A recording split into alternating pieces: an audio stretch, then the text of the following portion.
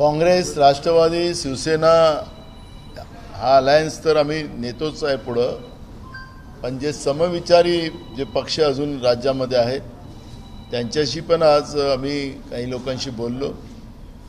पुढच्या आठवड्यामध्ये या सगळ्या समविचारी पक्षाला पुन्हा याच्या अलायन्समध्ये जोडण्याचा एक प्रयत्न आम्ही करणार आहोत आणि त्या पद्धतीची एक सविस्तर चर्चा आजच्या मीटिंगमध्ये या ठिकाणी झालेली आहे. आणि जवळपास महाराष्ट्रामध्ये जो फोकस आमचा जो अलायन्समधला राहील तो शेतकऱ्यांच्या दृष्टिकोनातला महत्त्वाचा राहणार आहे, बेरोजगारांच्या बद्दलचा राहणार आहे, त्याचं आणि महागाई कशी कमी करता येईल त्याच्यावरचा फोकस आमचा राहणार आहे, गरिबांना न्याय कसा देता येईल त्याच्यावरचा फोकस राहणार आहे. त्याच्याबद्दलचाही जाहीरनामा आमचा जो तयार करायचा आहे तो पण त्याच्यावरचंही आज चर्चा झालेली आहे. आणि या सगळ्या विषयावर घेऊन आज आम्ही संपूर्ण चर्चा केलेली आहे.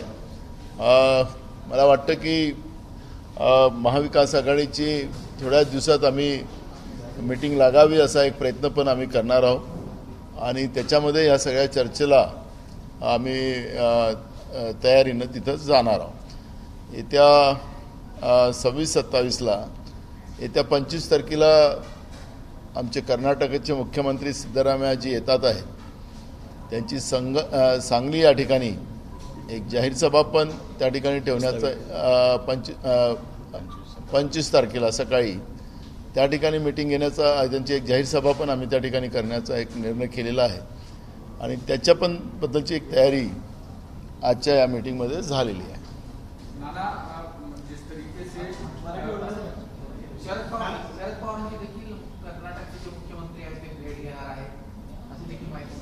नाही, 25 तारखेला सांगली आणि नंतर 3 वाजता बारामती अशा पद्धतीचा तो कार्यक्रम राहणार आहे. नाना भाऊ, आज एक वक्तव्य आलं आहे की शरद पवारांनी म्हटलं आहे की समविचारी पक्षांचं जसं आपण पुढाकार घेतलाय की त्यांना सोबत घ्यायचा, परंतु आता आंबेडकर जे आहे वंचित बहुजन आघाडीचे नेते त्यांना सोबत घेण्याबाबतचे कुठलेही सगळे दरवाजे बंद केले असं राष्ट्रवादी काँग्रेस पक्षाकडून बोललं जात आहे. काँग्रेस पक्षाबद्दल आमच्याकडे प्रस्ताव आला नाही, मग समविचारी पक्ष प्रकाश आंबेडकर व्यतिरिक्त दुसरा असेल? दोन गोष्टी आहेत. आम्ही एक निर्णय काँग्रेस पक्षाने असा निर्णय केलेला आहे की कुठल्याही परिस्थितीत मतविभाजन होता कामा नये आणि जी काही नरेंद्र मोदींच्या रूपाने जे सरकार केंद्रामध्ये आहे ते शाहू फुले आंबेडकर विचाराला रोज संपवण्याचं काम करतात आहे. आपण पाहिलं की वर्षानुवर्ष चाललेली परंपरा जी महाराष्ट्राची संस्कृती आहे, वारकरी प्रथा, या वारकऱ्यांवरही सुद्धा लाठीचार्ज होत असेल तर हे महाराष्ट्रासाठी अशोभनीय आहे, घृणास्पद आहे आणि ह्या गोष्टी काँग्रेस कधीच सहन करू शकणार नाही. आणि म्हणून आमचा एक प्रयत्न आहे की या सगळ्या समविचारच्या पक्षांनी एकत्रित येऊन महाराष्ट्रातून भाजपला कसं उच्चाटन करता येईल याच्यावरचा एक प्रयत्न काँग्रेस पक्ष पूर्ण ताकदीनं करतो आहे. त्यामुळे तुम्ही कोणाचं नाव घेत असेल तरी जो काही प्रपोजल त्यांचं आमच्याकडे आलं तर निश्चितपणे आम्हाला सोबत घ्यायला कुठेही अडचण नाही.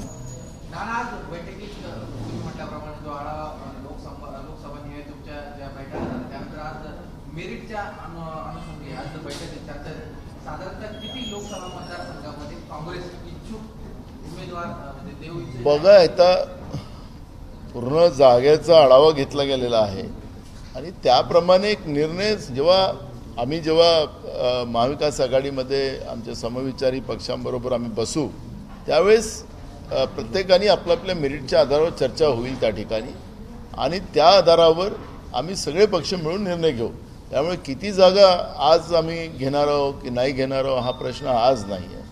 जेव्हा आम्ही सगळेजण सोबत बसू त्यावेळेचा निर्णय केला जाईल. काँग्रेस पक्षांच्या ज्या परंपरागत जागा आहेत त्याच्यामध्ये बुलढाणा, वर्धा, गडचिरोली, अमरावती या जागेची मागणी आता राष्ट्रवादी काँग्रेस पक्षही करणार आहे असं स्वतः अध्यक्षांनी बोलले आहे. त्याच्यामुळे असं वाटतं की तुमची जी जागा आहे त्या जागेवर कुठे ना कुठे राष्ट्रवादीची नजर आहे, तुम्ही सोडणार?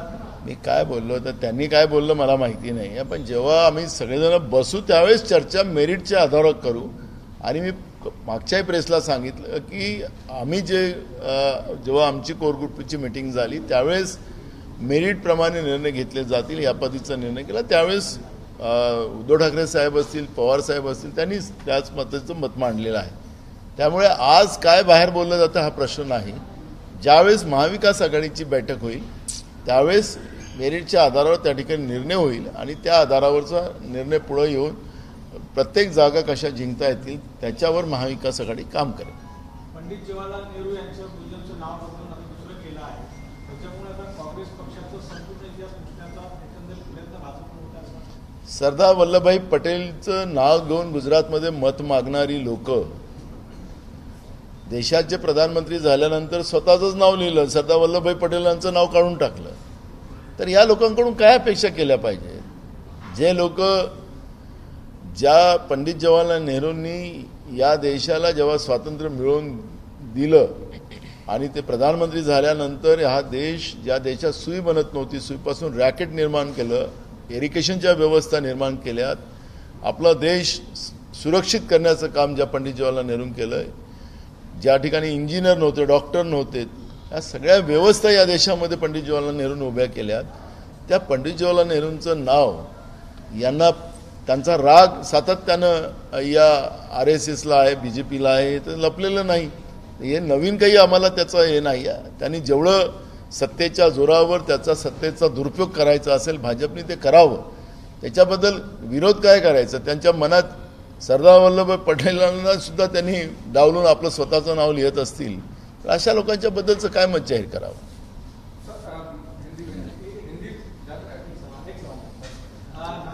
आधी अशोकराव चव्हाणजी दिल्लीला गेले, नेत्यांना भेटले, तुम्ही दिल्लीला गेले, नेत्यांना भेटले. काँग्रेसच्या कार्यकर्त्यांमध्ये संभ्रम आहे की काय होणार आहे महाराष्ट्रामध्ये? बघा, आमचं हायकमांड दिल्लीला आहे. सातत्यानं आमच्या मिटिंगा होतात आहेत.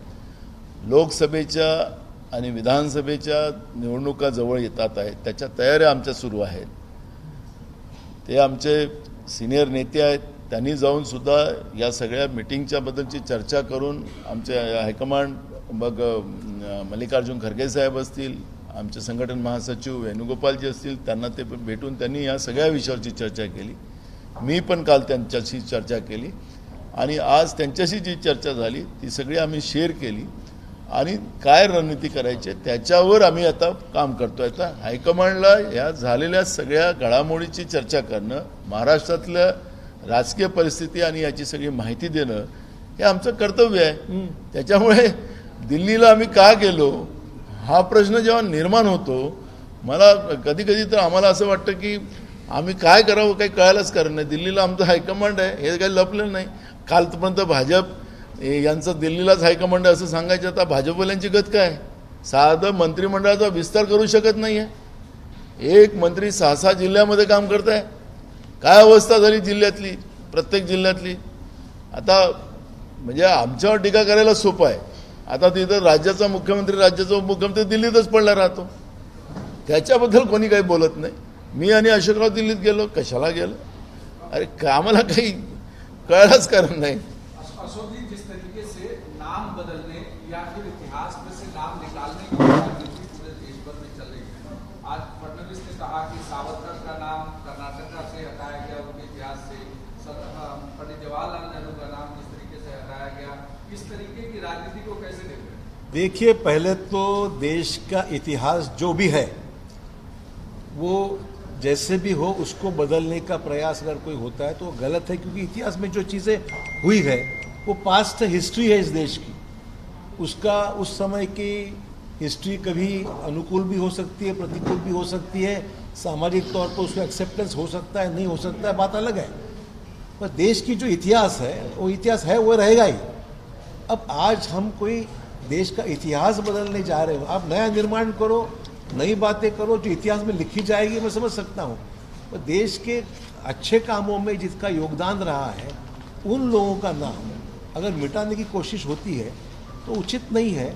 और मैं समझता हूँ भले वो नाम बदले, पर लोगों के दिल में जो बात है वो कभी बदल नहीं सकती. सावरकर को लेकर के भी यही बीजेपी भी कह रही है कि कर्नाटका में जिस तरीके से सावरकर का इतिहास में से नाम हटाया गया या उनके जो चैप्टर हैं वो हटाए गए, तो ये भी कहीं ना कहीं कांग्रेस के ऊपर टिप्पणी तुष्टीकरण की राजनीति। देखिए, आइडियोलॉजिकल डिफरेंस तो है ही ना।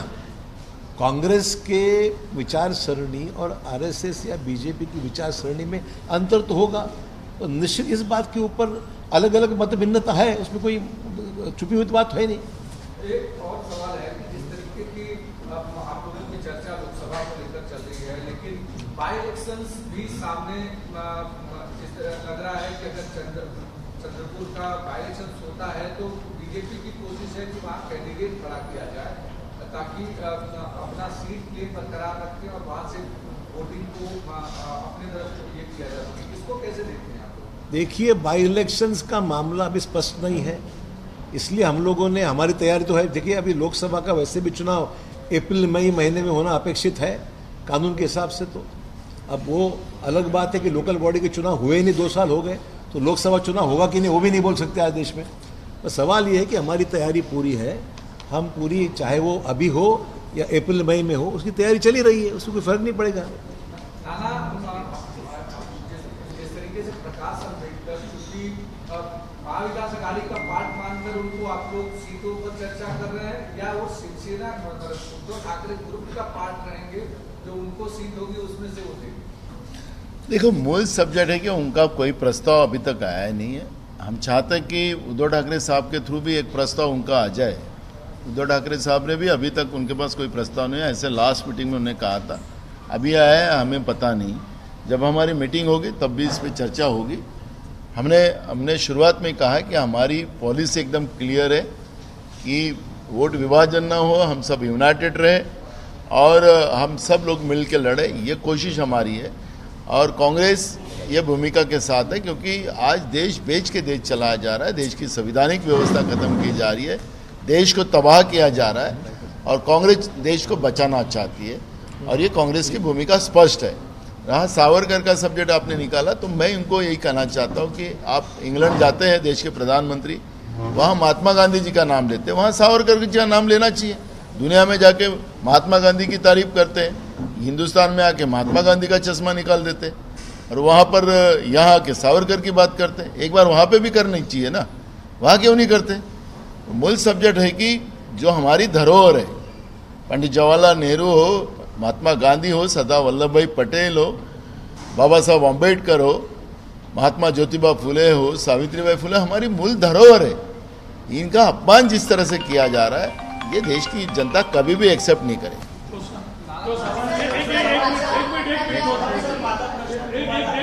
मराठी के हिंदी रे हाँ, सध्याच्या घडीला आता 2 केसेस ज्या आहेत समोर आल्या की मुंबईच्या रेल्वेमध्ये एका 20 वर्षीय विद्यार्थिनीवरती मॉलेस्टेशन झालं, आणि त्यानंतर आता 14 जूनचा एक सीएसटीचा व्हिडिओ समोर येतो, तिथे एक मुलगा उघडपणे 5 मुलींना छेडछाड करतोय। शासकीय अस्तित्वात मुली सुरक्षित नाहीये, रेल्वे स्टेशनवरही नाहीये, रेल्वेमध्ये नाहीये, मुंबईमध्ये ही स्थिती घडते। गृहमंत्री तुमच्याच साईडचे आहेत, तर तुम्ही कसं बघता या गोष्टीकडे? महिला सुरक्षा विभागातल्या महाराष्ट्राची कायदा सुव्यवस्था सगळी बिघडलेली आहे। धार्मिक दंगली, जातीय दंगली, मुली सुरक्षित नाही, म्हणजे मंत्रालयाच्या हाकेवर असलेल्या सावित्रीबाई फुले हॉस्टेलमध्ये चर्नी रोडवर जे हॉस्टेल आहे त्या ठिकाणी एका मुलीवर बलात्कार होत आहे, हाकेवर होत आहे। तर महाराष्ट्रातली आणि जे आता लोकल रेल्वेमध्ये जे काही घटना घडल्यात त्याही भावना आहे, ते भयानक आहे। महाराष्ट्राच्या या संस्कृतीसाठी हे भूषणावं नाही, आणि इतके सारे डिपार्टमेंट त्यांच्याकडे आहे, 6 जिल्ह्याचे ते पालकमंत्री आहे, वरून दिल्लीच्या वाऱ्या खूप करावं लागतात त्यांना। आम्ही त्या दिवशी सांगितलं की नसेल जमत तर त्यांनी सोडलं पाहिजे, पण महाराष्ट्राची संस्कृती हे खराब करू नका। महाराष्ट्राची कायदा सुव्यवस्था, कारण की आपण पाहिलं असेल की मी मगाशी सांगितलं की वारकऱ्यांवर लाठीचार्ज हा सगळ्यात मोठा गुन्हा महाराष्ट्राच्या सरकारने केलेला आहे, आणि हा सगळ्यात मोठा गुन्हा आहे, कारण की आपल्या महाराष्ट्राची संस्कृती आहे, परंपरा आहे वारकरी प्रथा, त्याच्यावर लाठीचार्ज होणं। आणि गृहमंत्री आमचे मित्र देवेंद्र फडणवीसजी त्यांच्या नेतृत्वातलं पोलीस या पद्धतीची एक वारकऱ्यांवर लाठीचार्ज करतात, आणि त्याच्यावर ते खोटं बोलतात की असं कुठंच झालं नाही। आपल्याच माध्यमाच्या माध्यमातून तो लाठीचार्जचा व्हिडिओ आम्ही पाहत होतो आणि काही वारकऱ्यांनी आपल्याला इंटरव्ह्यू दिलेला आहे आणि तरी ते म्हणतात की लाठीचार्ज झालेला नाही. असं खोटं बोलून तुम्हाला तुमची पापं लपवता येणार नाही. वस्तुस्थिती जनतेसमोर काय दोष असेल त्यांनी ते सांगावं. पण महाराष्ट्रामध्ये कायदा सुव्यवस्था आता वाचलेला नाही. कोणावरही प्रशासनावरचा दबाव संपलेला आहे. लोकांची लूट भयानक चाललेली आहे. खालच्या पातळीपर्यंत लूट चाललेली आहे आणि म्हणून महाराष्ट्राच्या सरकारला समजा जमत नसेल तर त्यांनी राजीनामा देऊन बाहेर यावं, सत्तेच्या बाहेर यावं असं आम्ही अनेकदा म्हटलं. पण बेश्रमासारखं सरकार बसलेलं आहे. रोज मी आता तुम्हाला 2 दिवसानंतर आता महाराष्ट्रामध्ये ज्या खरेद्या चाललेल्या आहेत त्या खरेदीमध्ये कसा भ्रष्टाचार चाललेला आहे मी त्याचं 2 दिवसानंतर आम्ही सगळे पेपर आणलेले आहेत. मी तुम्हाला पुढच्या आठवड्यामध्ये आम्ही महाराष्ट्रातलं सरकार जनतेची तिजोरी जनतेला लाभ देण्याच्या नावाने कशी लुटते आहे त्याचं एक जिथं जागतं उदाहरण आम्ही या राज्य सरकारचं तुमच्या समोर दाखवू. बिल्डरांना कसे फायदे दिले जातात आहेत, मुठभर बिल्डरांना कसे फायदे दिले जातात आहेत, कसं बिल्डर वार निर्माण करण्याचा त्याचा एक गँग निर्माण करण्याचा एक प्रयत्न. कारण की आता मंत्रिमंडळातच बिल्डर लोक बसलेले आहेत. त्याच्यामुळे त्यांच्या सोयीचे निर्णय घेऊन राज्याची तिजोरी कशी लुटता येईल आणि जनतेला कसं लुटता येईल हे कसं सरकार करते ह्या सगळ्या गोष्टीचं वर्णन आम्ही तुम्हाला पुढच्या आठवड्यात आम्ही मांडू. एक one by one please, one by one. माझा प्रश्न असा आहे तुम्हाला, आगामी निवडणुकांच्या पार्श्वभूमीवर जसं मुंबई काँग्रेसमध्ये बदल करण्यात आले, मुंबई अध्यक्ष बदलण्यात आले, त्याच पार्श्वभूमीवर कुठेतरी महाराष्ट्र काँग्रेसमध्ये देखील बदल होण्याची शक्यता आहे आणि त्याच निमित्तानं कुठेतरी महाराष्ट्रातल्या काँग्रेसचे वरिष्ठ नेते आहेत ते दिल्लीत भेटीगाठी घेत आहेत अशी चर्चा आहे. तर वाटतं का असा बदल होतील? नाही, मला काय वाटतं हा विषय महत्त्वाचा नाही आहे. प्रश्न असा आहे की आमचा राष्ट्रीय पक्ष आहे, आमच्या पक्षाचं हेडक्वार्टर हे दिल्लीमध्ये आहे, आमचे पक्षाचे अध्यक्ष हे दिल्लीत असतात आणि त्यामुळे आम्ही दिल्लीला नेहमीच जातो. नवीन गोष्ट नाही. म्हणजे काँग्रेसचे देशातले सर्वच नेते हे दिल्लीला जात असतात. त्यामुळे दिल्लीला मी गेलो काय, नाना गेले काय, बाळासाहेब गेले काय, नसीमबाई गेले का, त्यामुळे आम्ही काही गेल्यामुळे आम्ही काही ते मुद्दाम काही करण्यासाठी जातो असं काही मानायचं काही कारण नाही आहे. पक्षाच्या नेतृत्वाला सगळ्याच गोष्टीची कल्पना आहे आणि मला वाटतं ते असं काही विषय फारसा आमच्यामध्ये कधीच काही नव्हता. उलट ते जाऊन आले, उद्या मी जाऊ शकतो, म्हणजे काम पडतात ना सगळ्यांचीच काही, तेव्हा तसा काही विषय.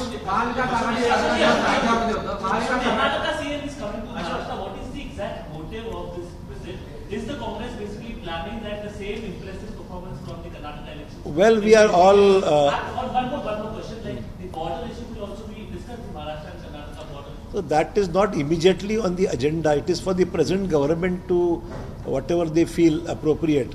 But the question is, after winning this election with a great majority, the Congress on its own has formed the government in Karnataka, which is a big victory for the Congress, boosted the confidence of all the congressmen and people who believe in Congress ideology.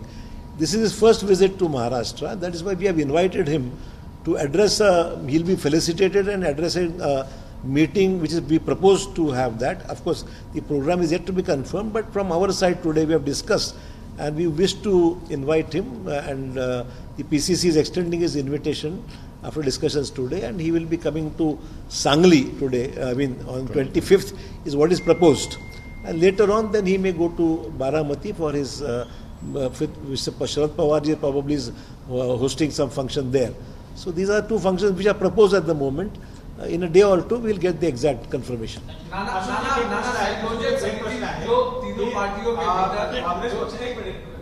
एक प्रश्न असा आहे की काँग्रेस पक्षांमध्ये